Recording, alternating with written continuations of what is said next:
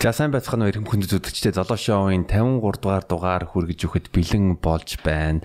За тэгээ би бас өнөөдөр маш нэр хүндтэй зочин ирсэн байгаа. Зочноо та бүхэнд товчхон танилцуулчихъя.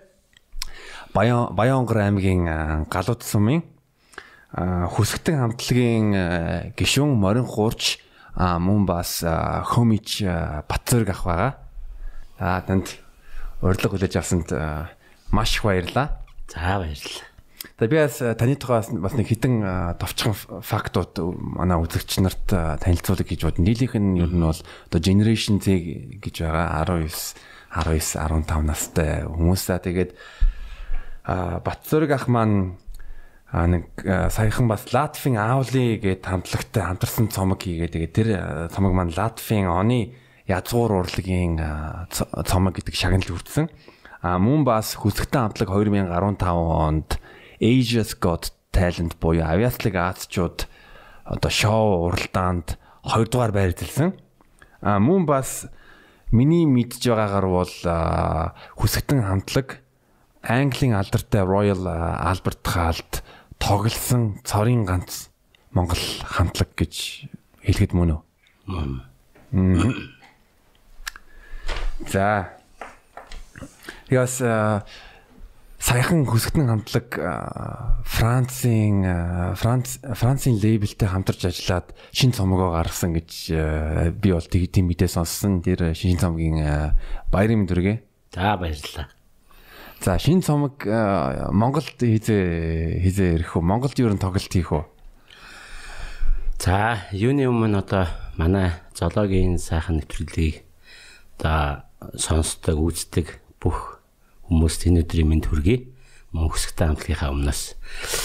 За манай хамтлаг одоо 2020 онд асар олон төлөвлөгөөтэй байсан. За жишээлх юм бол мэдээж Францын лейбл компанитай хамтраад манайх шинэ цомог гаргасан. Жангар гэдэг юм. Жангар.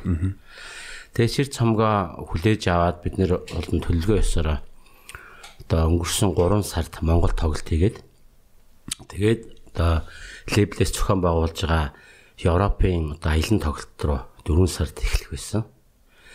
За тэгээд 2020 онд манай хамтлагчин бас гадаад тоглолт ихтэй жилсэн. Хамгийн ихний тоглолт маань 2020 оны 1 сард Японд тоглосон. Тэгээ Японд тоглоод орж ирээд харамсалтайгаар мэдээж дэлхийн нийтийн цар тахлын улмаас бүх тоглолтууд маань одоо тодорхой бос хугацаагаар хойшлогдоод туслагдсан. Төлөвлөгөө ёсоор бол одоо 3 сард шинэ цомгийнхаа тоглолтыг хийгээд 4 сард Европоор за 100 тэгээд Rainforest World Music Festival гэдэг Малайзийн аюул том алдартай фестивалууд очиж тоглох. Тэгээд намар Канада, Америкаар тоглох тийм аюул олон төлөвлөгөөтэй байсан боловч одоо тодорхой бос хугацаагаар хойшлогдсон. Одоо дэлхийн нийтийн аж амьдрал хэвийн болох цаг мөчийг хүлээж байна. Тэгээд одоохондоо бол хүмүүс театрт пик суугаад тоглолт үзтлээ бас жоох утах юм шиг байна. Тэр зүсмаа гадны зах зээлд одоо төтийлэн бас буурч өгөхгүй л байна л да. Тэгээд жоох ажигсан маягтай хүлээцгэж байна. За тэгээд одоогийн байдлаар бид нэр одоо цомгоо гар дээрээ авч хүлээж авч чадаагүй. Яагаад гэвэл тэнд хэвлэгдсэн тэндээс яг ингээд эхлэгчээсэн болохоор одоо нэг бүх юм хил хаагдаад тэрнээс хойш одоо харин бид нэр Монголд одоо энэ хүнд хэцүү байдал бас жоохон намжаатай. Одоо бас эргээд урлаг соёлын үйл ажиллагаанууд эрчимтэй нээгдэж эхэлж байна. Тэгээ бид нар одоо Францаас яаж цомгоо авах вэ гэдэг бүх арга замыг судалж байна. Бид нар авах гэж байгаа арга замууд дотор эргэж байгаа цомгийн маань зардал нь айгүй өндөр болох гээд. Тэгээд яавал арай боломжийн үнээр авах боломжтой вэ гэдгийг судалж байна. Хэрвээ бид нар цомгоо амжилттай авч чадах юм бол бас ойрын хугацаанд шинэ цомгийн тоглолтыг эх орондоо хийх гэсэн тийм төлөвлөгөөтэй ажиллацгааж байна. За. Тэгэхээр тэр тал дээр бас манай Францтайгаа монголчуудаас холбоо тогтоогоод ямар юу н боломжийн арга шийдэл байна гэвэл тэр тал дээр бас холбогдож ер нь болно үстэй тий болтгүй яах вэ? Миний анзаарснаар бол хөсгдэн хамтлаг дэлхийн олон орнуудаар тоглосон зөвхөн Африкаар очоогүй байгаа. Би бас нэг юмыг дурддаг ба одоо дурдчихъя. Одоо Оросын Мир Сибир гээд фестивалаас Гран При авч ирсэн. Мөн бас Солонгосын бас Жижүү арлын хөгжмийн фестивал байсан билүү? Тэр чинь юу? Урлагийн олимп гэж нэрлэдэг. Дельпик гээд олон улсын том наадмаас Гран При шагналыг авчихсан. Тэгээ та бас өмнө Монгол радио нэвтрүүлэгт өгсөн ярилцлагандаа бол 2006 онд ч үлээ Монголд нэг хөөмийн фестивал наадам болж байх үед яг тэр наадмын үед ерөнхийдөө хүчээ нэгтгэхэд хамтлаг босгоё гэдэг одоо хүртэл 5 гишүүнтэй, 1 эмэгтэй гишүүнтэй тийм хамтлаг байгаа. Тий. 2009 онд Монгол улсад олон улсын хөөмийн наадам болсон. Тэгээд манай хамтлаг 8 онд байгуулагдсан. Тэгээ 8 онд байгуулагдахтаа одоо 2019 онд болох одоо дэлхийн олон улсын хөөмийн наадам Монголд болох гэж байна. Тэгээд одоо энэ цаг үед бид нэр одоо тэр наадамд маш ач холбогдол өгч Монголын хөөмөчдийн ур чадварыг харуулах тийм одоо хариуцлагатай үүрэг ирсэн гэж хэлж болно. Тухайд бид нар үндэсний урлагийн театрын үндэснийг найрал хөгжимчд байсан. За тухайн үеийн манай байгууллагын дарга бол Монголын хөөмийн холбооны ерөнхийлөгч Цэдийш гэж хүн байсан. Ерөнхийдөө одоо тэр наадамд бид нэр бол аягүй ач холбогдлоо гэж анх хамтлагаа байгуулад тэр наадамд одоо Монголынхаа олон үеийн хөөмчдийг төлөөлж оролцоод манайх хамтлагийн төрөлд Гран При шагналыг хүртэж ирсэн. За тэгээд дараа жил нь Оросын холбооны улсад бас олон улсын хөөмийн наадамд бас Монголынхаа олон хөөмчдийг төлөөж очиж бас хамтлагийн төлөөр бас Гран При шагналыг хүртэж ирсэн. Тэгсэн одоо Монголынхаа хөөмийн урлаг болон үеийн хөөмчдийнхаа нэр алдрыг бас өндөр түргэж яваа гэж хэлж болно манай хамтлаг. Манай хамтлаг чинь 5 залуу нэг охинтой нийтдээ 6 оны бүрэлдэхүүнтэй. Тэгээ 5 залуу заавалаа хөөмилдэг. Дээрээс нь бидний одоо мэрэгжлийн хөгжмийн боловсрал гэдэг үүднээс хөгжмийн боловсрал гэдэг үүднээс хөөмийг бас ямар төвшөнд хөгжүүлвэл бас гоё. Орчин цагт Монголын хөөмийн урлаг ямар төвшөнд байвал гоё гэдэг дээр аягүй хичээж ажилладаг. Одоо нэгсэндээ Монголын хөөмийн хөгжил бид нэр хөөмийг нэг хүн хөөмөлөхөөс илүү олон хүмүүс яаж зэрэг хөөмөлөх үү? Дээрээс нь хоолоос салгаж олон хоолойн дууралтыг хөөмийн доршиж үзсэн анхны хамтлаг гэж хэлж байна. Тэгээд BBC-гийн танаа хөсгөлтөн хамтлагийн Royal Albert Hall тоглосон тоглолтыг үзэхэд надад маш их таалагдсан. Би бүр яг нулимс урсаад ингээ ойлгож исэн. Тэгэнгүүт нь яг танаа хамтлагийн ахлагч Ариун бол тийм ээ. Маш гоё тайлбарлсан. Хөөми бол маш гайхамшигтай урлаг. Ягаад гэвэл нэг хүний биеэс одоо 2 авьяа нэг зэрэг доор гарч байгаа. Тэгээд та бас Монгол радио нэвтрүүлэгт юу хэлсэн бэ гэвэл яг таны хамгийн дурсамжтай мөн нэр хүндтэй тоглолт бол тэр одоо хүртэл тэр мөн үү? Ер нь бол яг бид нэр бол тайзыг том жижиг гэдгүй юм бол гэхдээ яг Royal Albert Hall бол бидний тоглосон алдартай олон тайзнуудын нэг бол Royal Albert Hall. Яг тэгвэл тэнд бол одоо манай хамтлагийн одоо хувьд бол тэр дэлхийн том тайзнаа одоо Монголынхаа энэ гайхамшигт өв соёлыг анх гიშгэлүүлээд тэнд байгаа хүмүүс Монголын ардын урлаг гэж ямар гайхамшигтай урлаг байд юм бэ гэдгийг маш сонин содноор хүлээж авсан. Тэгээ дээрээс нь тэр том тайзнаа BBC-гийн тэр том симфони оркестрийн яг өмнө суугаад тэгээ дээрээс нь өмнө 6,000 үзэгчдийн өмнө ингээд Монголынхаа ардын урлагийг таниулна гэдэг бол бидний хувьд бол одоо хүртэл ингэж мартагдахгүй маш том дурсамж үлдсэн. Одоо ч гэсэн миний нүдэнд одоо яг тэр тайзнаа анх гараад тоглож байхад ямар мэдрэмж төрж ирсэн гэдэг нэргээ санагдчихэв. Үнэхээр гайхамшигтай байсан. Тэгээ тэр нэвтрүүлэгт орохоос өмнө биднэрт бас тийм гоё сайхан хацтай явдлууд бас тохиосон юм. BBC-гийн радио яг тэрний урдчил Монголд ирээд одоо нөгөө нэг яагаад тэнтэй очиж тоглосон шалтгаан ярих гэж штэ. Тэр радиогийнхан ирээд одоо ингээд дэлхийн маш олон оронд очиж ингэж нэвтрүүлэг хийсэн юм байна. Одоо ардын урлаг гэдэг нэртэй тийм нэвтрүүлэг радиогийнхан хийгээд тэгээд тэр нэвтрүүлгээ одоо ингээд BBC-гийн радиогоор ингээд гаргасан чинь хамгийн олон хүний санал авсан нь Монголын ардын урлаг. Тэр нэвтрүүлэгт нь одоо манай Nomadic Journey гэдэг аял жүжиглийн компани захирлна. Миний нэг бас нэг Ян гэд Швед найз байдаг хгүй. Тэр анх санал болгосон. Монголд ийм хүмүүс ирэх гэж байна. Та нарыг санал болгоод та нар орж оролцох боломжтой юу гэд. Тэгээ тэр нь бол бидний хувьд мэдээж нэр төрийн хэрэг байсан. Тэгээ одоогийн Чойжин ламын музейн гадаа яг үүдэнд нь бид нэр суугаад тэр нэвтрүүлгийн бичлэг хийж исэн. Тийм гоё дурсамжтай нэг. Тэгээд тэр радиог нэвтрүүлэгт Монголын ардын урлаг аягүй олон хүний санал авснараа дараа жил нь тэр радиогийн тэр нэвтрүүлгийн 10 жилийн ойд нь бид нэр очиж урагдаж тоглож ирсэн. Тэр нь болохоор BBC-гийн радиогийн нэг жижигхэн театрт очиж тоглосон. Тэр бол мөнхөр гайхалтай. Басан тэгээд тэр нэвтрүүлэг бас гоё болсноороо дараа нь радиогийн одоо BBC-гийн тэр тэр нэг том фестивалд хатааны нэрмж том фестивалд очиж урагдаж нэгсэнд ингээд үүшидтэйгээр дамжиж явсан гэж хэлж байна. Тэр фестивалыг чи анх 1890 онд зохион байгуулсан байлээ. Тэгээд дайны үед хүртэл 20 дугаар дайны үед хүртэл үргэлжлүүлээд хийсэн байлээ. Яг ингээд интернетээр ухаад авангууд тэнт ч бас ер нь бол зөндөө олон дэлхийн мундаг одоо уран бүтээлчд оролцсон байлээ. Тэгээд тэрний нэг сайхан мэдээг дурдъя. Тэгээд BBC Proms гэдэг одоо тийм нэртэй ивент байгаа. Тэгэнгүүт нь дэлхийн өөрсдөө юу гэж тодорхойлдог вэ гэвэл дэлхийн хамгийн том хамгийн ардчилсан хөгжмийн наадам. Ягаад гэвэл яг нэг 3 юм уу 4-7 хоногийн туршид нэг 100-аад одоо уран бүтээлчд хурж ирээд дэлхийд даяас хурж ирээд тэгээд тоглодог. Яг үнэ.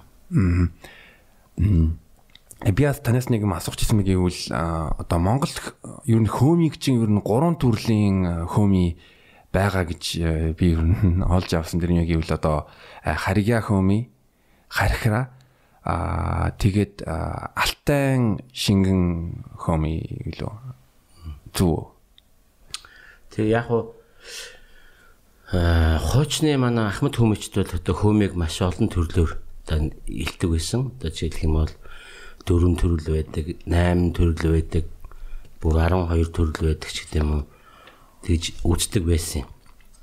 Одоо сүүлийн үед бол одоо судалгаа шинжилгээний үндсэн дээр бол Монгол хөөми бол үндсэн маш том 2 төрөл байна. Нэг үндсэндээ 2 том төрөл байна. Тэрэн дотроо маш олон техникүүд хуваагддаг гэсэн тийм. Одоо нэгсэндээ тийм санал дээр бараг санал нэгдэж байгаа. Тэр нь болохоор нарийн хөөми буюу эсгэрээ хөөми нөгөөх нь болохоор бүдүүн одоо тембрийг дуурдаг хархираа хөөми гэсэн үндсэн 2 төм төрөлтэй. Тэгээ дотроо нь бол маш олон техникүүд хуваагддаг гэсэн тийм одоо санал дээр бараг нэгдэж байгаа шүү. Тэр нь чирэн бараг л тийм л дээ. Нарийн хөөми чинь дотроо бас шахаа хөөми, эсгэрээ хөөми гэдэг айгүй олон төрлийн техникүүдтэй. Хархираа хөөми нь болохоор бас дотроо бас айгүй олон техникүүдтэй. Таваас өөрийнхөө өмнөх ярилцлагуудад л яг таны урлагт хөл тавих хамгийн том одоо үлгэр байсан бол гэвэл таны ээж гэж хэлжсэн. Ягаад гэвэл таны ээж одоо юуны хөгжмийн одоо дуугарын багш. Тэгээ яаж яагаад та за ер нь хөөми болон морин гуур энэ зэмсгүүдээр ер нь өөрөө хөгжүүл энэ бол миний амьдралын нэг хэсэг юм байна гэж энэний тухай бас сонсомоор байна. Одоо яагаад чинь би бол одоо намайг бол мэдээж хамгийн анх урлагт ороход хамгийн их нөлөөсөн бол миний ээж. Ээж маань одоо ингээд багасаа ингээд дунд сургуулийн дуу хөгжмийн багш байсан. Байнга л урлагийн одоо ажилтай байдаг байсан. Тэгээд маш олон төрлийн хөгжим тоглодог байсан. Тэгээд ээжийнхэн тэр олон төрлийн тоглодог дуу хөгжмөнд маш их хөглөгдсөн юм шиг байна. Тэгээд дээрээс нь цаанаасаа нэг тийм байгалийн өгдөл надад нэг тийм урлагт агиух тийм дуртай болгож өссөн. Тэгээ би тэр тундаа морин хуур хөөми хоёрт их дуртай байсан. Тэгээд хамгийн анх надад ээж маань морин хуур зааж өгчээсэн. За тэгээд анх мороор ээжээсээ суралцаад тэгээд тэрнээс хойш хөөмийн урлагт аяг их дурлсан. Гэтэ миний хүүхэд наснд бол миний ойр орчимд яг хөөмилдэг хүн бол байгаагүй. Тэгсэн мөртлөө одоо Монголын радио, Монголын телевиз тухайн үед бол мэдээж бидний одоо нэг шиг юм сошиал маш эрчимтэй тийм хөгжсөн юм юуч байхгүй тийм байсан. Тэгэл Монголын радио телевизээс хорхон гიშгэлдэг л тийм байсан доо тэр үед. Тэгээд одоо тэр мантацсан хатангаа кино минан дээр тэр хөөмийг Чингис хаан кино антрээс хөөмийг аягүй хол сонсдог гэсэн. Тэгээд ер нь бол хүүхэд байхдаа би альфэ үчээд хархраа хөөмийг ойлгоцсон, дуурдаг болцсон байсан. Нарийн хөөмийг нь бол одоо төдийлэн сайн ойлгоогүй гэж хожим оюутан болж ирээд одоо Ховд аймгаас ирсэн оюутан найзуудаас аяг одоо нөлөөлж сурсан гэж хэлж байна. Тэгээд одоо нэргэж буцалтгүйгээр одоо энэ морин хуур хөөмийн хоёрт бол одоо тэгэл одоо ч гэсэн суралцсаар л юм. Манай өвд соёлчин бол одоо яндшгүй баян өв соёлчт гайхамшигтай. Би бол одоо Монгол хүмүүс төрснөрөө Монголынхоо ардын урлагаар бол ямагт бахархаж явдаг. Харин би юу гэж бодож байгааг гэвэл одоо Монголын одоо Монгол улс бас хүсэгтэн болно танаар бас бахархах ёстой. Яагаад гэвэл одоо Монгол соёлыг яалтчгүй гадаадад таниулж одоо соён гэгэрүүлж байгаа. Тэрний бас нэг жишээ нь юу вэ гэвэл танай хамтлаг 2015 онд авиаслаг Азчууд шоунд оролцоод энэ шоунд юу н оролцох санаа хизээд үрсэн бэ? Тэгээд яагаад оролцохоор болсон бэ? Энэ бас их айгүй гоё түүхтэй. Одоо энэ түүхийг ярихаар хамгийн эхлээд нөгөө нэг одоо миний нэг интернетэд айгүй их алдаршсан нэг бичлэг байдаг байхгүй, нэг юм ногоон дээлтэйгээ төрс нутгийнхаа нэг юм одоо манай гэр бүлийн шүтдэг нэг тийм хайрхан номгон хайрхан гэдэг. Тэр хайрхны оройд одоо цаансрын битүүний өдөр би нутагтаа амралтаар очсон. Тэгээд эдээ будаа аваад бид нэр тэр хайрханд очиж хүндэтгэл үзүүлдэг байхгүй, битүүний өдөр ингээл эдээ будаага өргөөд тэгээ би нэг ойрд нутагтаа очиогөөс болохоор хөгчмөө үрчичээд тэр хайрханд ингээд гоё нутаг уснаар сүс нутаг усан дээрсэн болохоор сайхан дуулж хуурдсан. Тэгээд тэр хайрхны оройд би одоо энэ соёл урлагийн сургуулийн багш Мөнхбат гэж багш зохиосон алдартай Чингис хаан гэж магтаалыг дуулсан байхгүй. Тэгэхэд яагаад ч нэг үнэхээр тэр байгаль дэлхийн нэг сонсож хүлээж авах шиг санагдсан. Тэр ихэд ингээд айгүй гоё дулаахан болоод ингээд нам гомбод чи өвлийн өвдөн үлрэл шүү дээ. Тэр өндөр уул яриад айгүй гоё дулаахан болоод баг манай дүүнэр ингээд бүгд потологтойгоо явж маа тийм гоё болсон байхгүй. Тэгээ яг наваа дуулж хурж хат ингээд айгүйх шовоо дугураал ингээд айгүйх шовоо ярьж муугаал. Тэгээд яагаад ч надад тийм яг хуу сүсэг бишрэлгүй хүн бол тэрийг л ойлгохгүй байх л та. Зүгээр л байгалийн үзэгдэл гэж бодох. Надад яагаад ч тэр нутгийн уул ус яг тэр дуу хоорыг сонсож байгаа юм шиг тийм уул усны долоос савдаг гэж байдаг үнэхээр сонсож байгаа юм шиг санагдсан. Тийм гоё мэдрэмж төрсөн. Тэгээд тэр яг тэр дуулж хуурсныг манай ихнэр ингээд уцаараа бичиж аваад тэгээ санаандгүй ирээд ингээд сошиалд хийцэн чинь нөгөөх нь зү маш их тандалт авсан. Аюу хүмүүс үтсэн. Тэгээ дээрэс нь би үнэхээр гоё дуусандаа биш тэр хайрхан уулын одоо тэр авшиг шингэсэн нэг тийм энергитэй бичлэг болсон юм болов уу гэж би одоо бэлгсэж явдаг байхгүй.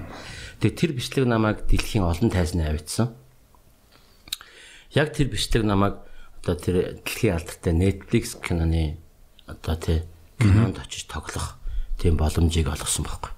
Яг нь найруулагч нь тэр Жон Буско гэж хүн бол маш гоё мэдрэмжтэй гоё санаа гаргасан. Энэ кинонд Монголын хөөмийн урлагийг заавал оруулах хэрэгтэй юм байна гэдэг санаа гаргаад манай ингээд интернетээр судалсан чинь миний бичлэг нөгөө нэг их тандалт авсан бичлэг чинь ингээд дээгүүр гараад ирт юм байна л да. Тэгээд миний бичлэгийг олж үзээд тэгээд одоо тэр кинонд одоо манай жүжигчин оргилах манай Алтай оргил хамтлагийн одоо моруу урж хүмэж зөргөө гэдэг манай нэг дүү байдаг уран бүтээлч этник зөргөө гэж залуу.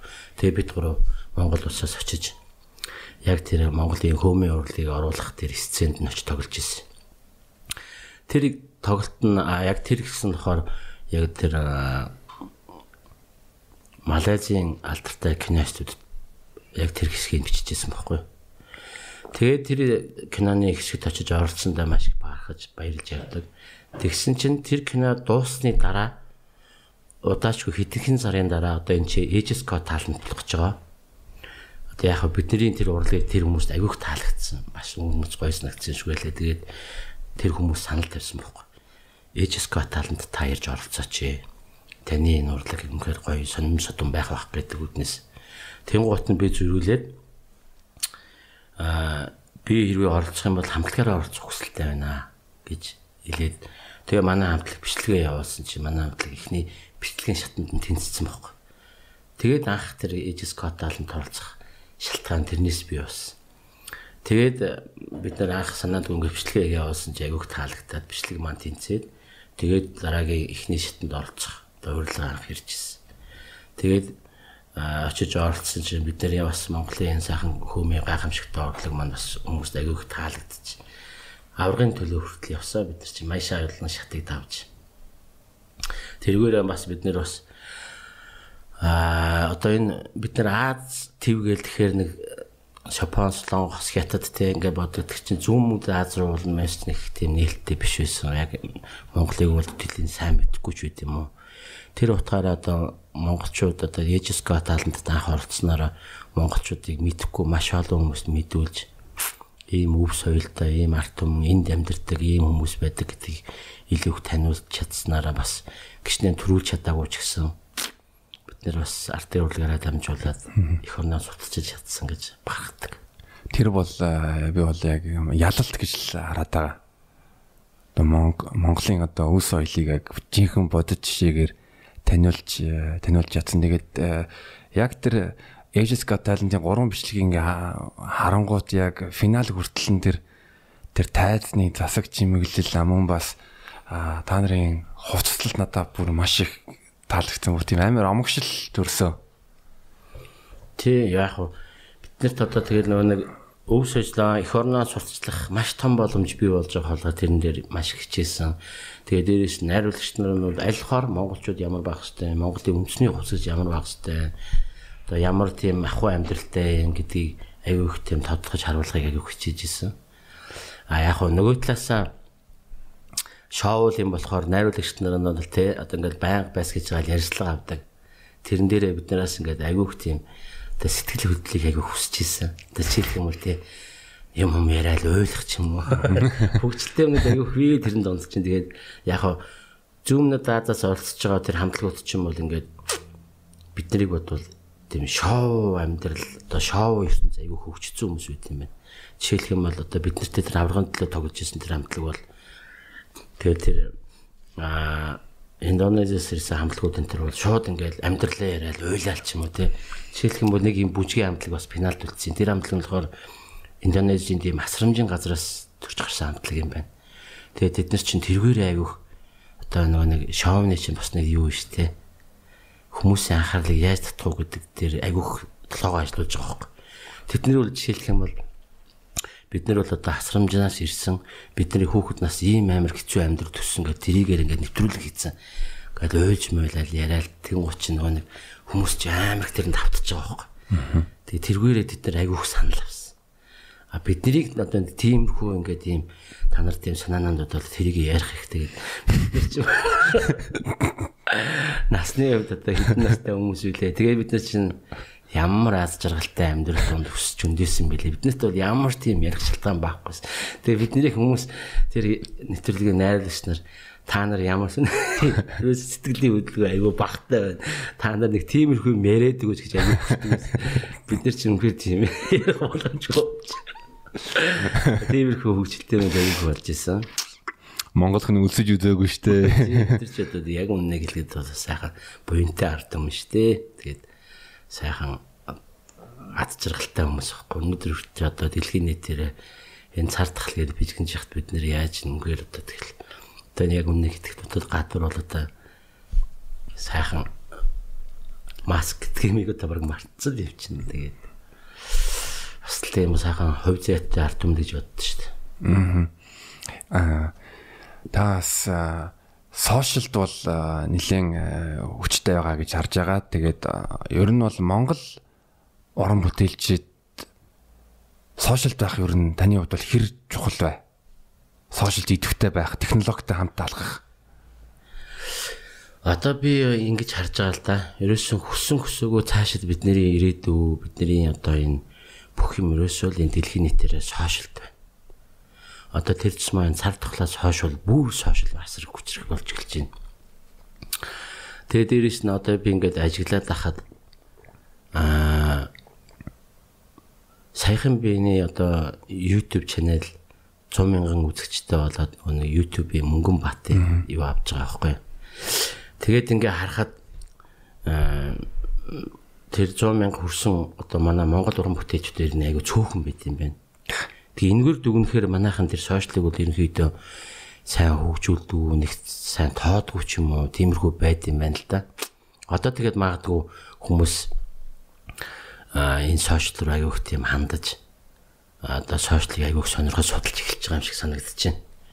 Миний хувьд бол яг хуу миний одоо хийсэн уран бүтээлүүдийг зүгээр ингээд гоё дуусан хөөмийнүүдийг одоо хөөмийн уран бүтээлүүдийг гадныхаа аяг хүлээж авдаг. Тэр утгаараа би энэ хүмүүст сонирхолтой тулд би ийм хаягтай байх хэрэгтэй байна, иймтэй байх хэрэгтэй байна гэдэг үүднээс тэр хаягнуудаа нээсэн. Одоо ямар ч үсэн сонирхох сонсогч нарын тоо өдөрт бол аяг их нэмэгдэж байна. Тэгээд дээрэс нь ямар шүү байдлаар хийвэл энэ хүмүүст аяг их таалагдж байна гэдгийг аяг их судалж мэдсэн. Жишээлх юм бол одоо ингээд одоо хитнээ мөнгө төрөг зараад амар үнэтэй клип хийхэд тэр хүмүүст бол нэг сонирн биш. Зүгээр сайхан морио онж явж байгаад хээр гараад ингээд нэг байгаль дээрээ дуусан дуу тэднээс шууд хүрч байгаа байхгүй амар хүлээж авч байгаа. Тэргээрээ бас юм хүмүүс өнөөдөр техник технологиос илүү яг тийм натур юм дээр айгүйх дуртай байна гэдгийг айгүйх мэдж. Тэгээ дээрээс нь монголчууд энэ өв соёлыг үнхээр сонирхож байна гэдгийг айгүйх мэдэрч байгаа. Тэгээд нэрнээс нь өнөөдөр миний сошиал хайгууд одоо сошиал асар их хүчрэг байгаагийн бас нэг гол шалтгаан бол одоо надад тусалдаг маш олон сайхан дүүнер маань байна. Жишээлх юм бол одоо манай Маша гэдэг одоо миний бас надад менежер хийж байгаа миний бас уран бүтээлийг дэмждэг дүү маань байна. Дээрээс нь Америкт манай Азаа дүү маань бас Азаагийн маань одоо үзэл бодол нь бол Монголын гэсэн бүх л юмыг сайхан харагдуулахын төлөө сурталчид таниулахын төлөө маш их хичээж явдаг юм сайхан сэтгэлтэй дүү маань байна. Тэр дүүнер маань надад маш их тусалдаг. Би ч одоо яг үннийг хэлэхэд энэ дэлхийн нийтэд харьцахад яг үннийг хэлэхэд бол хэлний бэрхшээлтэй айгүйхтэй яг үннийг хэлэхэд бол хэлний одоо англи хэлний боловсрол маш чухал учраас тэгээд тэр дүүнераас айгүйх тусламж авдаг дүүнер маань айгүйх дэмж тусалдаг. Тэгээ өөрөө ч гэсэн бас тодорхой хэмжээний бас суралцсан ёс хичээж байгаа. Тэгэл тиймэрхүү л байна да. Тэгээ цаашдаа бол ерөнхийдөө сошиалаа бол маш хөгжүүлэх хэрэгтэй. Сошиалаас одоо асар их одоо зөв ашиглах юм бол маш их юмыг олж авах боломжтой гэж харж байгаа. Саяхан бас 9 сард Дэлхийн банк Монголын тухай судалгаа хийсэн. Тэр нь судалгааных нь нэр нь юу вэ гэвэл уул уурхаагаас оюуны ухаан руу. Тэгээ би бас юу гэж хараад байгаа вэ гэвэл манай монголчин одоо газар дор байгаа баялагны экспортороо бол одоо гол үндсэн цаараа олж байгаа гол баялага. Одоо бидний экспорт 90% бол одоо хятад руу болон Орос руу тэгээ одоо нүүр, салт, зис одоо молибден юу байна? Тэд нар байгаа. Харин би бас юу хүсэж байгаа вэ гэвэл яг энэ оюунаараа юм бүтээх салбарт бол монголчууд чадварлаг тэр боломж нь байгаа. Тэгтээ бас төр болон засгаас бас дэмжлэг хэрэгтэй гэж би бодож байна. Та энэ талаар ер нь юу гэж боддог вэ? Та бас нэвтрүүлэг дээр хүсэгтэн хамтлаг бол бор зүрхээр үдийг хүртэл зүтгээд байгаа хамтлаг гэж хэлсэн. Ер нь манай төрийнх нь ер нь хэр дэмжлэг үзүүлдэг вэ? Монгол язгуур урлагаа дэмжихэд тэр тал дээр та ер нь юу хүсдэг вэ? Тэрийг бас мэдмээр байна. Би бас яг энэ тал дээр айгүйх юм бодж өгдөг. Бас яг надад ч гоё асуулт байна. Одоо зүгээр жишээ ярилцлагаж ярихад би энэ Солонгосын уран бүтээлчид дэлхийд маш хүчрэг гарч ирж байгаа нь энэ цаана улсын амар том бодлого явуулж байгаа. Тэр уран бүтээлчид яавал одоо би зүгээр яг хөө те уул уурхайг бол ашиглаж болно. Уул уурхай бол мэдээж одоо ашиглах ёстой байх л та. Гэхдээ уул уурхайгаас гадна мөнгө олох тийм айгүй олон боломжууд байгаа юм шиг санагддаг байхгүй. Ягаад гэвэл урлаг соёлоор өнөөдөр дэлхийн нийтэд яг улсын бодлого болгоод дэмжиж ингээд бодлоготойгоор явуулах юм бол уул уурхайгаас тутгааргүй ашиг их орондоо авчрах тийм боломжууд айгүйх байна гэж хардаг. Жишээлх юм бол одоо Солонгосын айгүйх гой хүчрэг хамтлагууд бий болоод одоо өнөөдөр дэлхийн нийтэд одоо ингээд хүчрэг байгаагийн том шалтгаан нь бол усаасаа айгүйх том зөв бодлого явагдаж байгаа гэж харж байгаа. Тэгээд дээрэс нь яг хуу манай хамтлагийн хувьд бол ерөнхийдөө яг л өөрсдийнхөө л өстой жинхэнэ борч ирэхээр өдөө хүртэл явж байгаа гэж хамтлаг гэж хэлж болно. Зүгээр сүүлийн үед одоо манай Монголын уран бүтээлчид хүчрэг гоё амжилттай явж болохын том жишээ бол одоо тийм манай хүн хамтлаг. Үнэхээр одоо монголчуудыг тэгэл дэлхийн нийтэд үнэхээр шууган тарьж үнэхээр одоо монголчуудын бахархал болж чадлаа. Энэ дээр бас би бол яг зүгээр би нарийн сайн мэдэхгүй ч гэсэн төр засгаас уснаа тодорхой хэмжээний дэмжлэг авсан байх гэж бодож байна. Дэмжсэн болов уу гэж би бас боддгийн. Яг энэ шиг бас ингээд монголчууд үнэхээр одоо урлаг соёлоороо дэлхийд гайхамшигтай гоё уран бүтээлүүдээрээ одоо дэлхийн нийтэд том хүчрэг байж чадах том жишээ бол энэ гэж би харж байгаа. Одоо тэгээд цаашдаа ч гэсэн маш сайхан уран бүтээлч төрөх байх гэж бодож байна. Одоо бас тэгээд дээрээс нь бас яг хуу гадны лейбл компаниуд айгүйх дэмжиж ажиллаж байгаа багтал. Гэхдээ Монголд бас нэг юм монголчуудын нэг тийм продюсер одоо яг жинхэнэ мэргэжлийн продюсер бас тийм лейбл компаниуд бас бий болоосоо гэж айгүй хүсдэг. Бас Монголын уран бүтээлчтэй дэлхийд таниулах. Яагаад цаана Монголын өөрсдийнх нь менежмент баг ажиллаж болдгоо гэдэг айгүйх боддог байхгүй юу. Жишээлх юм бол манай хамтлагч нь 2008-9 онд Америк надад тур хийсэн. Америк Канадын нийлээд 10 хотод аялан тоглолт хийсэн. Тэр тоглолтыг бол айгүй гоё аялан тоглолт болсон. Тэр тоглолтыг бол монголчууд өөрсдөө зохион байгуулсан. Зүгээр л Монголд байгаа манай Мэе Хандаа гэд хоёр найз маань гээд гоё зохион байгуулж чадсан. Тэр бол ингээл монголчууд өөрсдөө хийж боломжтой гэж бодож байгаа байхгүй. Тиймэрхүү байдлаар монголчууд бол асар их боломж чадварууд бол байгаа.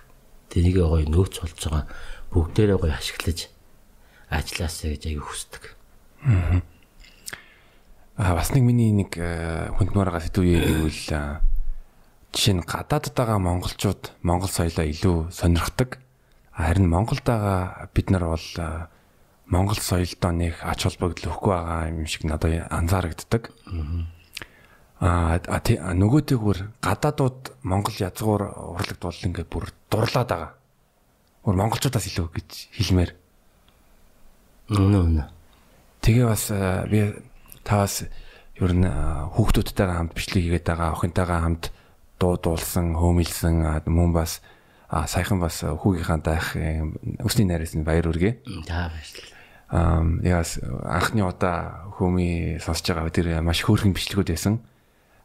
Одоо эцэг гэдэг үүдээс ингээ харангуут ер нь хүүхдүүдтэй Монгол эцэг эхнэр энэ технологийн эрэнд яаж одоо үе соёлоо танилцуулах хэрэгтэй вэ? Ер нь яах хэрэгтэй юм бэ? Би бол одоо ингээд миний өөрийн хүүхэд нас бол одоо жинхэнэ Монгол ахуйд өссөн. Одоо ингээд өвөлдөн хичээлдээ сургууль зуун эмээ өдөр очиж мал малдаг. Тэгэл яг жинхэнэ Монгол ахуй амьдрал өссөн болохоор илүү их одоо тэр амьдралд айгүй хайртай. Тэгээ өнөөдөр бол одоо монголчууд тэр Монгол одоо яг нүүдэлчин ахуй амьдрал мал аж ахуйч тэр амьдралаасаа бол одоо нэгсэнд бол асар хурдтай холдож байна гэд. За энэ нь бол мэдээж одоо цаг үеийн дагаад мэдээж одоо ингээд ийм хотчил суурьшилын амьдралын бий болоод яг тэрийгээ дагаж байна л да. Тэгээд өнөөдөр би бас хүүхдүүдэд айлхаар Монгол амьдралтайгаа ойрхон байх, Монгол үндэсний гэсэн юм мэддэг байх гэдэг талаас нь хүмүүжүүлж одоо айлхаар ойлгуулахыг аягүй хичээдэг. Гэсэн хэдиж хүүхдүүд маань бол одоо ингээд орчин цагаан дагаал манай хүүхдүүд бол одоо язгуур урлаг гэхээсээ илүү ингээд рок pop орчин үеийн дуунуудыг аягүй сонирхож сонсдуулдаг. Тэр нь бол мэдээж тэдний буруу биш. Гэхдээ би бол одоо айлхаар даавн бас нэг ардын урлагийн хүмүүний учрыг удах чирээ үйл бас нэг өв соёлоо сайн мэддэг байх байдны үднээс бас агиох бас хичээдгээ бас зааж өгдөг. Тэгээ дээрээс нь хүүхдүүдийнхаа бас хүүхэд насыг гоё мөнхөж үлдээ. Хүүхдүүд маань бас хүүхэд байхдаа ийм хөөрхөн байх үеийг нь ашиглаад бас ингээд агиох видео хийж одоо гоё яадаг. Тэр нь бас хүмүүст агиох таалагдсан юм шиг үлээ. Одоо жишээлх юм бол хүүгийнхаа бас нэг хүүхэд насыг ингээд нэг юм гоё жижигхэн бичлэг. Гэхдээ би тэрийг ерөөсөө сошиал яана гэж бодоогүй зүгээр ингээд хөдөө явж байгаа технэрийнхээ утсан дотроос олж байгаа байхгүй. Өө ийм бичлэг тэгсэн чинь аль үжи манай хүү айгүй хөөрхөн том болцсон. Жохон багийнхан бичлэг байсан. Тэгээд тэрийг хийсэн чинь хүмүүст айгүй таалагдсан. Тэгээд дээрээс нь бас охинтойгоо бас нэг хөөрхөн ардынхаа дууг бас гоё дуулж монголчууд чи юм гоё ардын дуутай. Тэгээд монголынхаа юм төвшөр хөгжмөөр ингэж тоглож болдог. Тэгээд дээрээс нь хөөмигөөр ингэж хөөмөлдөг гэдгийг харуулахын тулд охинтойгоо бол тэрийг айгүй гоё бичлэг хийж оруулсан. Тэр нь бол яг хөө зүгээр хүмүүс бол одоо бараг л хүний анхаарлыг татах гэдэг нэг охиноо ашиглаад байгаа юм шиг санагдаж магадгүй л дээ. Үгүй би бол зүгээр л энэ цаг үе мөчийг одоо сошиалд мөнхөж үлдээх хүүхэд одоо хүүхэд миний охины хүүхэд нас нь ингээд тэрэнд гоё бичлэг дурсамж болж үлдэх том болсон байна. Магадгүй ааваас хойш тэр цаг мөчийг бас дурсаж харж байвал бас гоё юм болоо гэж дүүтэр бас хүүхдүүдээ бас айгүйх тийм хүүхэд насыг нь бичлэгэнд оруулахыг хичээдэг. Надад тэр бичлэгийн доор нэг комент таалагдсан бас олон лайктай байсан л да. Жинхэнэ үс соёлоо дамжуулах жишээ бол энэ байна. Тэгэл ялчгүй одоо аав ээжээс жишээ авч хамт дуулж ил тэр ингээд дамжаад явж тэр амар хөөрхөн байсан. Та бас өмнө тантай ингээд уулзж байх үед сургалт явуулж байгаа гэж тэр маань ер нь яаж вэ? Одоо чинь хэдийгээр энэ өнөөдрийн нөхцөл байдлын цар тахал чинь ингээд хүмүүсийн ажлыг агиох зогсоож ингээд хаалттай болгоод ингээд бид нэр ингээд уушаа ингээд одоо гадагшаа зах зээл мөцөл маань хаагдсан байгаа боловч бид нар бол одоо ингээд тэрэнд ингээд захирагдаад ингээд хүлээгээ суусангүй бас зүгээр байсангүй бид нар чинь өнөөдөр хэдийгээр өв соёлоо дэлхийн нийтэд ингээд түгээ сурталчилж байгаа ч гэсэн бидний бас нэгэн гол үүрэг болгоод хойч үедээ өв соёлоо өвлүүлэн үдээж залгамжлан үлдээх гэдэг тийм одоо хүн болгоны энэ бол үүрэг гэж боддог. Тэр утгаараа энэ цар тахлын энэ цаг үе бол надад нэг талаасаа маш их том боломжуудыг нээсэн олгосон гэж болж байгаа. Жишээлбэл би одоо ингээд цаг наргүй айгүйх ажилтдаг ингээд завгүй байдаг байсан. Дээрээс нь хүнд заах тийм өөрсөн цаг гардаг байсан. Тэгээд харин энэ удаагийн цар тахлын энэ 20-ны цаг үеэл надад одоо хүмүүст тэр өв соёлын заах тийм айгүйх цаг боломжийг олгосон гэж хэлж болно. Тэгээ одоо би морин хуур хөгжмөө хүүхдүүдэд зааж байна.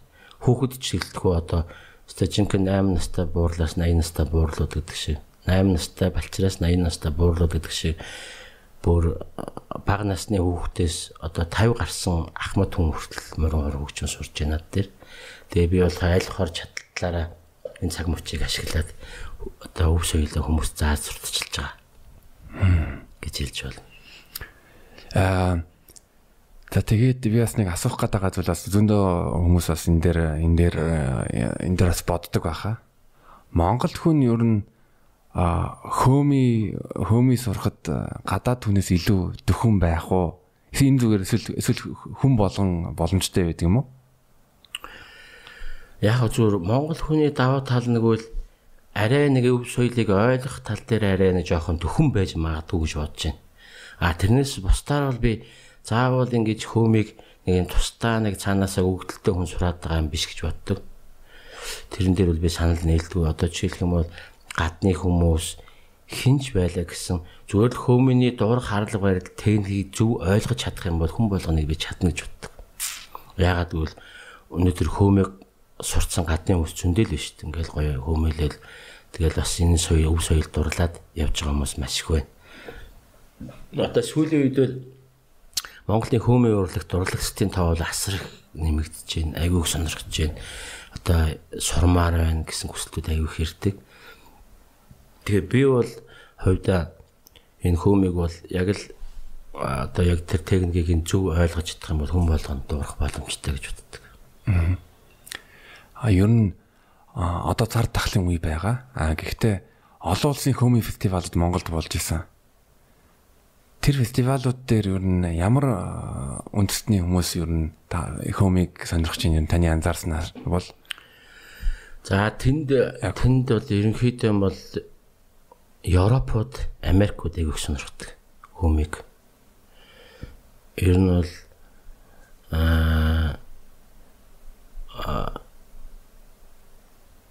Япончууд бас их сонирхдаг. Одоо сүүлийн үед бол энэ бол ер нь орны хүмүүс сонирхож маш их сонирхож байна. Дээрээс нь аюух суралцж байна. Тэгээд ер нь бол цаашдаа бол энэ сурах сонирхолтой хүмүүсийн тавал асар их нэмэгдэх юм байна л гэж бодож байгаа. Тэгээд энэний бас нэг том сурталчилгаа бол одоо манай хүү амтлагийн одоо дуулж байгаа стил чинь өөрөөс нь тэрэнд бол нэг тийм одоо нэг тийм шинээр бий болсон зүйл бол биш. Одоо яг хүү амтлагийн яг дуурч байгаа дууралт стил тоглож байгаа байрд нь бол ерөөсөө л яг л ардынхаа урлаг дээр суурилсан. Бидний л ерөөсөө өв соёл жанр чинь л ерөөсөө тэр шүү дээ. Одоо яг магадгүй бид нэр тэр үнэхээр рок стил бидний энэ ардын урлагт байдаг гэдгийг огт анзаардгүй явсан байж магадгүй. Тэрийг л одоо үнэхээр одоо артаа гоё рок амьд хөгжмийн хамтлагтай л дуулж байгаа. Болохоос биш яг тэр уртлын хамтлагын салаад дуулах юм бол яг л гоё ардын урлаг маань л дэчгтэй хэсгэлж байгаа. Тэргээрээ айгүйх бархалтай. Тэгээд дээрэс нь дуулж байгаа дуунууд нь дандаа хөмийн архираа хөмийн тийм стилээр дуулж байгаа болохоор хүмүүст бүр хүмүүс санагдчих. Тэр нь бол одоо дэлхийн нийтэд одоо энэ өв соёлыг сурталчилж байгаа маш том сурталчилгаа болж байгаа гэж хэлж байна. Тэгэнгүүт нь би бас танаас давхар асуух гэж байгаа зүйл гэвэл энэ Латвийн Аuli гэдэг хамтлагтай хамтарсан бүр 2 жилийн өмнө бүр Монголд хурж ирээд хамт клип хийсэн мэлээ дурсчилт хийсэн. Гадаадын язгуур урлагийн уран бүтээлч нартай хамтарч ажиллаад бүр бүтэн цомог хийхэд хэлний бэрхшээл яаж давсан бэ? Тэр цомог бүтэх талаар сонирхолтой түүхүүдээ бол тэрнээс хуваалцаач та. Одоо би ойлгохтой тэр хамтлагийн бас нэг тийм нэг юм прожект хэрэгж ирсэн юм байлээ. За одоо ингээд уран бүтээлээ гадны уран бүтээлчтэй нэг юм прожект хийгээд тэгээд 4 орноос 4 уран бүтээлч сонгосон байсан. Тэгээ Монголоос хөмийтэй уран бүтээл хийгээд намайг сонгосон, надад санал тавьсан. Тэгээд Австраас нэг уран бүтээлч очсон байсан. Тэгээд юунаас зааж Шотландаас нэг рок дуучин очсон байсан. Гэх мэтлэнгээр ингээд уран бүтээлч сонгосон байсан. Тэгээд надад санал тавиад надад мэйл ирэхэд би хамгийн анх азаад хэлээд энэ хүмүүс ингээд надтай амьдчилж хүсэж байна. Ханд ингээд харьцаж өгөөч гээд. Тэгээ азаа бидний өмнөөс ингээд бүх юмнуудыг хийгээд тэд нэр ингээд цомог гаргах гэж байгаа. Тантай ингээд 4 дуу хамт дуулмаар байна. Ингээд 4 дууныхаа нэрийг явуулсан. Тэрэн дотор нь одоо миний зохиосон Хүннөөгөрн гэж дуу орсон. Тэгээд нөгөөдөл чинь би ингээд яг ямар шүү байдлаар ажиллах гэсэн чинь тэдэн сард бид нэр таныг очиж Монгол бичлэг хийж амаар байна. Тэгээд дараа нь тэр бичлэгээ хийснийхэн дараа Монголд очиж клип хиймээр байна гэд. Тэгээ би бүр гайхаад та нар тэгээд клипээ хийхдээ яаж хийх юм гэсэн чинь Монголд бид нэр хамтлагаараа очно гэж байгаа байхгүй. Тэгээд л ерөөсөө цаг хугацаа хамгийн боломжтой цаг хугацаагаа хэлээж 7 сард очимоор гэж хэлсэн. Би тэнгууд нь 7 сард наадам өнгөрөөгөөд наадмын ачаал дуусны дараа жоохон завтай болтын тэр хугацаанд хэлсэн чинь нөгөөдөө ч ерөөсөө айгүй одоо ч нөгөө нэг сошиалор бүх юм хөгжсөн болохоор Монголд ингээд хаана юу байдаг бүгднийг судалсан байсан. Тэд нэр хаанаас машин үүслэх үү, ямар буудалд буух вэ гэдэг өөртөө захиалга өгөөл нөгөөдөө чинь такиж ирээл. Тэгэл 4 сард Монголд ирээд 2 нь ирээд одоо студид дээр студ түрээслээ шууд аудио бичлэг хийгээд тэгээд нэг нь давхар гадуургүйгээ видео хийгээл тэднээс айгүй өөртөө ингээд бүх технологиг ашигладаг тийм мандаг залуучууд байсан. Нэг нь видео хийгээл зураг аваад нэг нь студид надтай зүг бичлэгээ хийгээл ингээд төлөвлөсөн графикын дагуу бүх ажлуудаа 2-3 хоног дотор багтаал бутсан. Тэгэл надад л доктор тийм газар тийм объект хэрэгтэй байна гэдгийг бид тэрийг бүгдийг судлаад үнийг явуулсан чинь шууд төлөөл. Тэгэл одоо 7 сард бид нэр тэрэлжгээ тийм гоё үзэсгэлэнтэй газар үүд юм байна. Тинчээ бид нэр клип хийн. Тэдэн сарын тэдний өглөө өөрийн 6 цагт тэр мэлхий хадан дээр уулзцаая гээл. Тэгээд би бураастай юм хүрээ ямаараас мөрхий. Тэгээ би яг тэр болцсон хугацаанд өглөө өөрөөр 6 цагт очсон чинь нөгөөдөл чинь ингээд бүгдээрээ жип хүслээд ингээд ирсэн. Тэгээд бид нар чи урд өдөр нэрэнгуутаа хаан зураг авах уу, хаана ямар зураг авах уу гэдэг бүх объектыг судалсан байсан. Тэгээд ерөөс ингээд төлөвлөгөө гаргах сценаар гаргасан яг тэр графикийн дагуу ажиллаж байгаа юм. Айгуу мундаг. Тэгээд бүх видеогоо өөртөө дотроо хийдэг. Гаднаас ямар ч тийм хүн авахгүйгээр хамтлагийн гишүүд нь өөртөө бүгдээрээ технологи ашигладаг. Тэр нь надад айгуу гоё санагдсан. Тэгээд тэр чинь бараг 10 залуу тавьж ирсэн. Тэгэл бүгдээрээ хөгжим ухц бүх юм ачаад ирсэн байсан. Яг хөө тэгээд тухайн үед нь жоохон бэрхшээл гарсан нөгөө air floater ирсэн чинь ачаан зарим нэг нь хоцорч ирээл нэг жоохон тийм асуудлууд үүссэн. Тэгээд тэрэлжид бүх клип зураг авалтаа яваад тэгээд буцсан. Тэгээд эх жилэн дараа жил нь 9 сард одоо лаатууд бид нэр аялан тогтцоон байгуулах гэж та тэр прожект хийж оролцож болов гээл. Тэгээд яг бид нэр бүгд цалин мөнгө төгрөөд бүгд очиж оролцсон. Тэгээд яг тэр жилдээ тэр 4 орны уран бүтээлчтэй сонгоод уран бүтээл хийсэн чинь хамгийн их сошиал хандлагыг авсан л одоо надтай байсан. Монголын уран бүтээлчтэй хийсэн уран бүтээл нь асар олон хандлт аваад бид нэр айгүй амжилтанд хүрсэн. Тэгээд дараа жил нь яг тэр прожектоор аялан тоглолт хийсэн чинь өөрөөсөө 6 хот аялан тоглолт хийхэд 6 хотын билет нээлвэж дууссан. Бид нэр өөрсдөө нутагтай их айгүй тийм алдартай хамтлаг юм байлээ. Бас айгүй хөдөлмөрч мундаг зохион байгуулалттай бас сүрхий хамт гоё хамтлаг байсан. Тэгээд тэр тоглолтыг дуусны дараа тэр жилдээ бид нэр одоо Латвийн тэр аварцынхаа шилдэг ардын урлагийн хамтлаг тэр цомог нь бид нартай гаргасан тэр цомог нь шилдэг цомог болж авсан байлээ. Тэр мөчлөнгээр маш гоё амжилттай бас тэр прожект. Тэр клип нь бас супер болоо. Би бас хоёр нэг клипийг үзээ яг хүн нүгөрн. Тий. Тэгээд дараа нь Чингис хааны магтаалтыг хүн нүгөрн дээр хамт тоглосон. Тэр тэдний хөгжмийн төгсгүүд нь амар гоё зогсож илээ ингээ сонсонгууд нүүцэнгүүд нь яг тий өрмөц сонин шийдэл байсан. Тэгээ яг манай морин хуур хөөми чинь ямар ч стилтэй авцалддаг байхгүй. Жишээлх юм бол рокч дуулж болж байна. Бүр айгуу гоё уянгын одоо энэ Латвийн намтлагч юм бол тийм Шотландын тэр гоё өмдний хөгжмөд тоглолт. Тэгээ өөртөө бол Шотландын биш энэ бол манай бас ардын хөгжим гэж хэлдэг юм байлаа. Тэгээ тэр хөгжмөнтэй ч гэсэн гоё зохицож бас гоё болж чадсан. Тэд нар ч гэсэн өөртөө тэгээ бас мэдрэмжтэй гоё найруулсан байлаа. Би бас таны нэг юмыг та нөгөө MJL радио төгсөн ярилцлагандаа бол би бас утгагүй бас нэг олон улсын урлагуудтай бас хамтарч ажиллах байгаа. Тэгэнгүүт нь дараа нь Латвийн яг толгойн дотор төсөөлсөн байсан болов уу гэж бодож байсан. Тэгээ би бас юу гэж бодсон бэ гэвэл одоо Монгол одоо жишээлбэл хипхоп уран бүтээлч гэж бодчихъя. Тэд нар яг хипхопчин Америкаас гаралтай.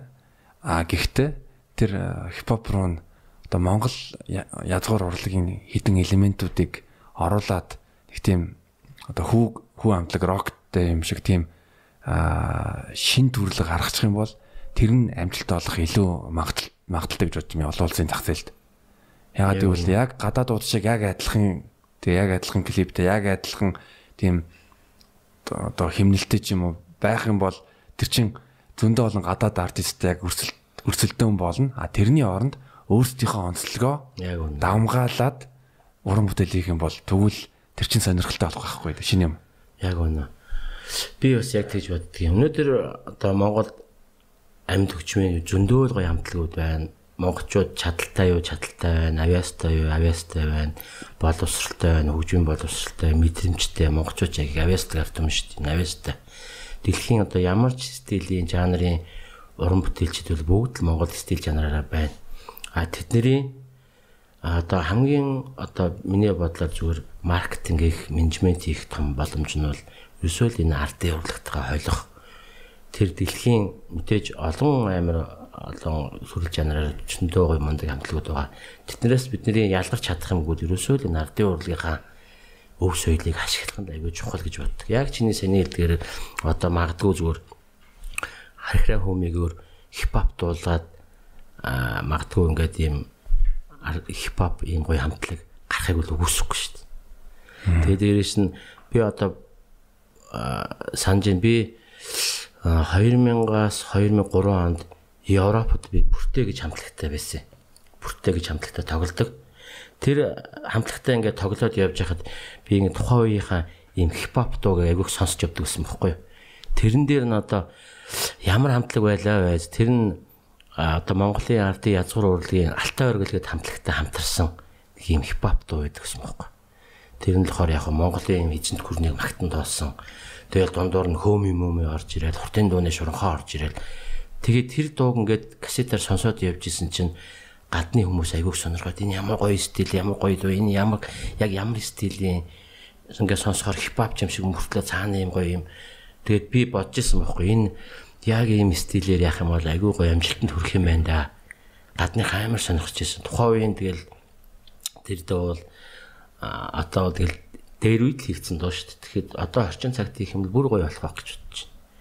Яг үнэ яг би энэ стилээр бас одоо хүү амжилтыг гарахаас өмнө ч гэсэн би бас яг тэгж л боддог гэсэн энэ Монголын юм амьд хөгжмийн хамтлагууд морин хуур хөөми мөмийг оролцуулаад ингээд яах юм бол гатгшаа зах зээл гарах тоглох арай хүмүүсийн анхаарлыг татах боломжууд их байгаад даа гэж аявих боддог байсан. Би бас хүмүүс бас ярьдаг л байсан. Тэрийг харин манайхан маш гоёор ингэж одоо манай хамтлагуудыг гарахаас өмнө өр монголчууд чинь тэрийг аль үжи ингээд мэдэрсэн бас хамт өмсгтэй хамтлагууд аягүй гараад дэлхийн зах зээл тоглож эхэлсэн байсан. Хангай 9 эрдэн одоо урнаа жахраа. Тэд бид нар ч юм бол аль үжи ингээд санаануудыг бол аль үжи олцсон байсан. Харин тэгээд Монголоос хизээ ийм хамтлаг гарах юм болоо гэж бодож ирсэн. Харин өстой гарсан юм шиг гарсан да. Би бол одоо хүү хамтлагаараа тэр чин дандаа манай цуг ажиллаж ирсэн бидний одоо айгүй маш дотны дүүнер маань дүүнерээ бол айгүй их барахж байгаа. Одоо утгагүй бүр олон тесрэлтүүдийг хийх байх гэж бодож байна. Тэгээд дээрэс нь хүү хамтлагаас хойш одоо нэг Монгол улсаас олимпийн авраг Түшин баяр төрснөөр монголчууд олимпиад дэлхийд бид нэр ингээд гавья одоо амжилт олох боломжтой байна гэдэг итгэл сэтгэлийг бий болгосон шүү дээ. Яг тэрнтэй адилхан хүү хамтлагийг одоо өнөөдөр олон залуучууд сонсоо те бид нар ч гэсэн дэлхийд ингэж гарч чадах юм байна, бодох юм байна гэдгийг айгүй олон хүмүүс сэтлийг төрүүлж байгаа. Тэгээд одоо ирээдүйд маш гоё хамтлагууд одоо бас гараад дэлхийд монголчуудын бас нэг юм 90 цаг үе ирэх байх гэж би бас айгүй итгэж найдаж хардаг. За маш сайхан хэллээ. Я Батцорыг ахта урилга хүлээж аваад сайхан ярилцсан гэж найдаж байна. Тэгээд төгсгөлд магадгүй миний асуугаагүй таваас яг өөрийнхөө төрхөнд байгаа нэг үгээ хэлээд төгсчүүл болох уу гэж асуух чинь. За баярлалаа. Бас өнөөдөр бас сайхан хангалттай ярилцлаа гэж бодож байна. Тэгээд зоологийн маань бас асуусан асуултууд маань бас яг оновчтой яг миний ярих юмсан гэж бодож исэн. Бүхий зүйлийг хөндөж ярьлаа гэж бодож байна. Тэгээд эсвэл дахин тавтан хэлгээд одоо утгагүй ингээд монголчуудын одоо цаг үе бүр дэлхийд улам их хүчрхэг гоё болох байх гэж бодож байна. Тэгээд дээрэс нь энэ урлагаасаа гадна те бидний өмссөн үндэсний хувцас одоо бидний одоо энэ өв соёлын бүхий л юмнууд дэлхийн нийтийн анхаарлыг татаад монголчууд маш олон төрлөөр маш олон салбараар дэлхийн нийтийн одоо магадгүй те монголчуудын одоо аялал жуулчлалын одоо энэ салбар улам их маш их зочдыг хүлээж авах шалтгаан бий болох байх гэж бодож байна. Тэгэхээр одоо монголчууд нэг хэлдэг штэ. Сайлаа бэлтгэр саваа бэлтээ гэдэг шиг олон олон зочдыг хүлээж авахд бэлдээсээ тэр хүмүүсийг ирсэн сэтгэлийг өндөр буцаах тийм боломжуудыг бий болгоосоо л гэж аяг хүсэж байна. Энэ манай засаг 400 сая жуулчд хүлээж авах ер нь дэд бүтцтэй бэлдээд байгаа хандлын өргөө бариад байгаа. Тэгтээ маш сайхан хэлээ. Би бас төгсгөл нэг юм хэлье гэж бодож байна. Хүсэгтэн хамтлагийн бас нэрийг маш одоо бэлгшээж байгаа. Ягаад гэвэл 13 дугаар зуунд монголчууд хүсэг дэргээр нүүдлээ дэлхийн өнцөг бүр төрдөг байсан бол одоо монголчууд өв соёлоороо одоо өв соёл нь тэр хүсэг тэрэг нь болоод дэлхийн хаанч хүрэх боломжтой. Тэгээ бид нар энэ 21-р зууныг зөв ашиглаад бас манай Монгол уран бүтээлчдийг төр засаг маань дэмжиж 21-р зуунд бид нар дэвсгэр биш харин яг соёлоороо сэргэн мандцгаая гэж хэлмээр байна. Яг үнэ.